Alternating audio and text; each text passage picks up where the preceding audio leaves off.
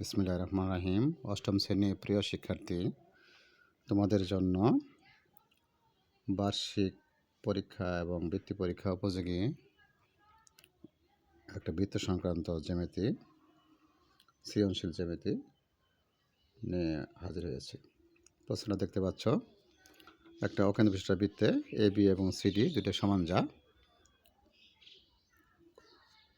ক নম্বর বৃত্তের ব্যাসার্ধ 3 সেন্টিমিটার হলে তার ক্ষেত্রফল কত? খ নম্বর এম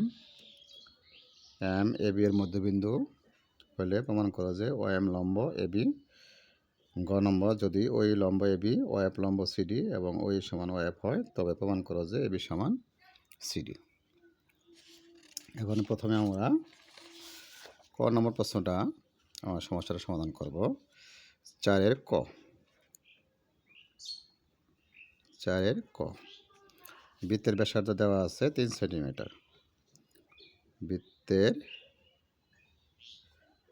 ব্যাসার্ধ আর সমান 3 সেন্টিমিটার। সুতরাং বৃত্তের ক্ষেত্রফল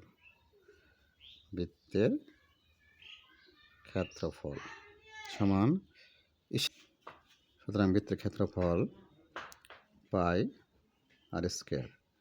পায়ের মান 3.1416 আর এর মান 3 স্কোয়ার সেন্টিমিটার স্কোয়ার। তাহলে এটা আমরা যদি ক্যালকুলেশন করি তাহলে 3 3 9 গুণন পাই, 3 3 9 গুণন 3.1416 28.27 সেন্টিমিটার স্কোয়ার।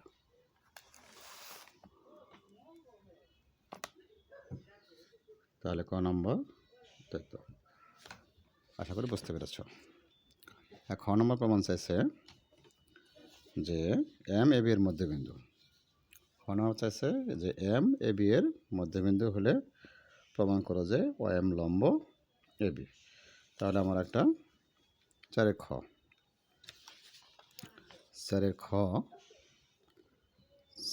খ আমরা প্রথমে একটা বৃত্ত আঁকাবো।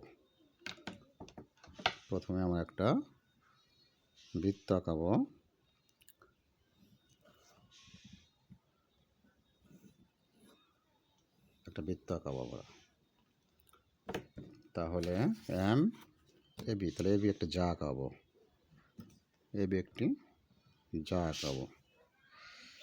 তাহলে এম হলো এর মধ্যবিন্দু,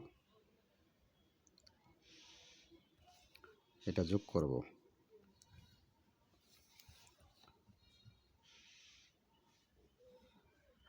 তাহলে অকেন্দ্র বিশিষ্ট এ বি বৃত্তের যা, এম হলো এ বি এর মধ্যবিন্দু, প্রমাণ করতে হবে যে ও এম লম্ব এ বি। তাহলে আমরা লিখতে পারি প্রমাণ করতে হবে যে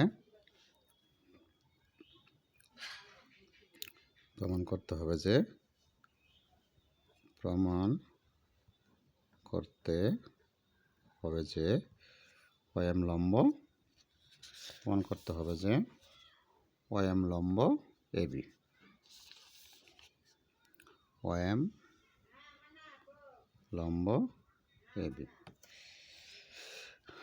তাহলে প্রমাণ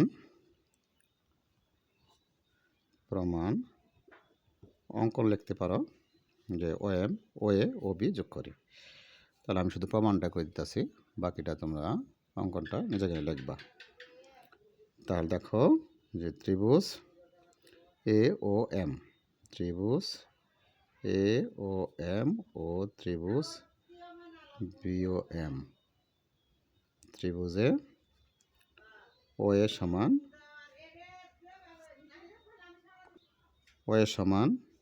ও বি, একই বৃত্তের ব্যাসার্ধ বলে। এম সমান B M, M A B এর মধ্যবিন্দু বলে।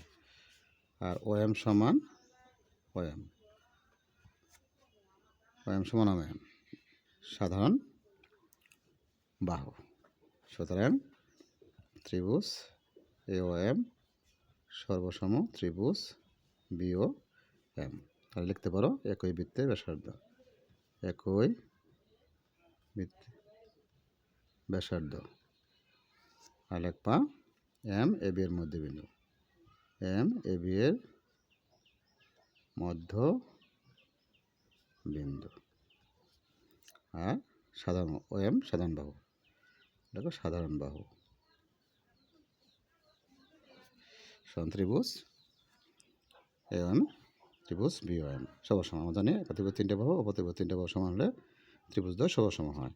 সুতরাং তাহলে আমরা কোণ লিখতে পারি, কোণ ও এম এ সমান কোণ ও এম বি। আবার আমরা জানি এটা এক সরল কোণ, ও M A R O M B, O M A R O M B মিলে হলো এক সরল কোণ। ও এম এ কোণ প্লাস ও এম বি সমান 180 ডিগ্রি।